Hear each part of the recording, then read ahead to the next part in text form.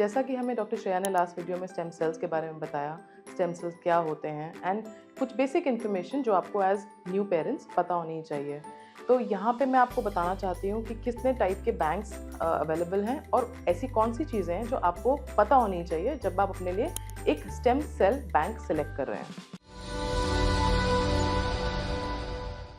सबसे पहले कुछ कॉमन नेम्स जो अभी मार्केट में प्रेवलेंट हैं: StemCyte, Cordlife, LifeCell and Cryoviva. Irrespective जो मैंने 4 नाम लिए, उसके लिए आप जो भी बैंक चुनते हैं उसका जो बैंक का लोकेशन है वो इन द सिटी भी हो सकता है, वो आपके सिटी से काफ़ी दूर भी हो सकता है। इन शॉर्ट इंडिया में कहीं भी लोकेटेड हो सकता है। जो भी पैकेज कॉस्टिंग आप पे करते हैं उस कॉस्टिंग में जब भी आपको अपने स्टेम सेल्स की ज़रूरत पड़ती है वर्ल्ड वाइड शिपमेंट इंक्लूसिव होता है, तो वो कहीं से भी आपके पास पहुंच सकता है। जैसा कि हमें प्रीवियस वीडियो में डॉक्टर श्रेया ने बताया, जो पैकेज की कॉस्टिंग है वो 65,000 टू 75,000 टू 95,000 समटाइम्स डिफर करती है।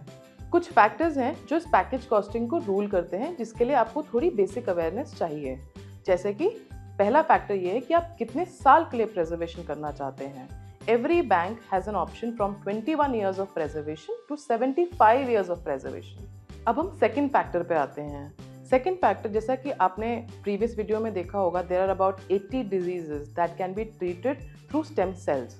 तो 2 तरीके के प्रिजर्वेशंस होते हैं। एक होता है हेमाटोपोएटिक ब्लड स्टेम सेल्स का और एक 15 से 20 सेंटीमीटर का एक कॉर्ड का हिस्सा होता है जिसमें मैक्सिमम स्टेम सेल्स होते हैं, जो कि कभी भी गॉड फॉरबिड अगर बच्चे को या उसके सिबलिंग को या उसके पेरेंट्स को कभी ऑर्गन ट्रांसप्लांट की जरूरत पड़े तो वो कॉर्ड का हिस्सा भी यूज किया जाता है। अब आते हैं हम थर्ड फैक्टर पे, which is one of the most ruling factors of India. आपका किसी भी तरीके का ब्लड डिसऑर्डर या ऑर्गन ट्रांसप्लांटेशन का जो ट्रीटमेंट कॉस्ट है वो हमारी कंट्री इंडिया में काफ़ी हाई है। बहुत सारे इंश्योरेंस कंपनीज इसको कवर करते हैं, ज़्यादा से ज़्यादा नहीं करते हैं। तो ऐसा भी हो सकता है कि आपका बैंक आपके इसी पैकेज कॉस्टिंग में आपको इंश्योरेंस का कवरेज भी दे। ये भी आपको पता होना चाहिए जब आप अपना बैंक सिलेक्ट कर रहे हैं। Last but not the least, ये स्टेम सेल्स सिर्फ आपके लिए नहीं किसी और के लिए भी काम आ सकते हैं। सो इंडिया में आफ्टर 2018 2 तरीके के बैंक्स एग्जिस्ट करते हैं: private banks and social banks, जिनको इंडिया में हम कम्युनिटी बैंक्स भी बोलते हैं। अगर आप प्राइवेट बैंक में अपने स्टेम सेल्स रखते हैं तो वो आप बच्चे के भाई बहन के लिए या उनके माता पिता के लिए यूज़ कर सकते हैं। बट अगर वही आप कम्युनिटी बैंक्स में रखते हैं तो ये डिसऑर्डर किसी को भी हो, आप उनको डोनेट भी कर सकते हैं।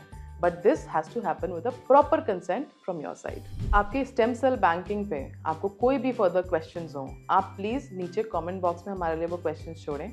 And if you like this information, please do subscribe to our channel. Thank you.